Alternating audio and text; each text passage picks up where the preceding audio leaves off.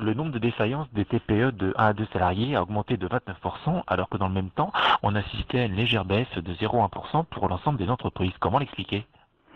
D'une façon générale, les défaillances d'entreprise du trimestre ont tenu un rythme en stagnation. Donc c'est une bonne nouvelle parce qu'on était inquiet de savoir si la situation compliquée de cet été allait se traduire par un niveau de faiblesse fort pour les entreprises. Donc déjà, il faut s'enthousiasmer du fait que ça se maintient. En revanche, vous le soulignez, la situation est très compliquée pour les entreprises de petite taille et parmi celles-ci, tout particulièrement pour les entreprises qui emploient un salarié. Sur ces entreprises-là, la difficulté, elle est malheureusement assez simple, pour ne pas dire récurrente. Lorsque vous n'avez aucun salarié, vous avez la possibilité, pour faire face à une difficulté ponctuelle, vous avez la possibilité de choisir de ne pas vous rémunérer. Vous avez la possibilité de faire appel à votre épargne de famille. Lorsqu'en revanche, vous avez un salarié, vous n'avez pas la possibilité de dire à votre salarié je ne vous paye pas ce mois-ci, je vous payerai le mois d'après. En conséquence, il faut être en mesure de disposer chaque mois d'un niveau de trésorerie suffisant pour verser ce salaire. Et là aujourd'hui, dans l'inconfort qui est celui des entreprises, c'est-à-dire une panne de la consommation, un arbitrage souvent défavorable sur un certain nombre de commerces, le commerçant, l'artisan n'a pas d'autre solution, ne pouvant pas payer son salaire, n'a pas d'autre solution que malheureusement aller voir le tribunal pour demander l'ouverture d'un redressement judiciaire.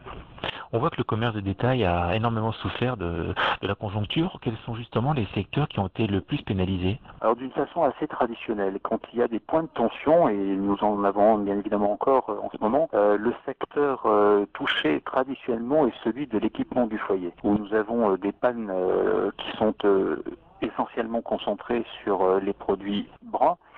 Si vous devez changer votre linge, évidemment, vous le faites. En revanche, changer son mobilier, son canapé ou son télé, ça peut différer. Et c'est aujourd'hui, bien évidemment, le choix qui a été fait par bon nombre de consommateurs, ce qui explique notamment la difficulté d'un certain nombre de chaînes de meubles. Pour autant, sur ce trimestre, il y a un point de nouveauté quand même qui est assez sensible par rapport à ce que nous avions les années précédentes, c'est que si les activités de loisirs, d'une façon générale, restent encore chahutées par une consommation insuffisante, il y a un métier qui est aujourd'hui fragilisé, c'est celui des commerces de bouche et en particulier des épiceries.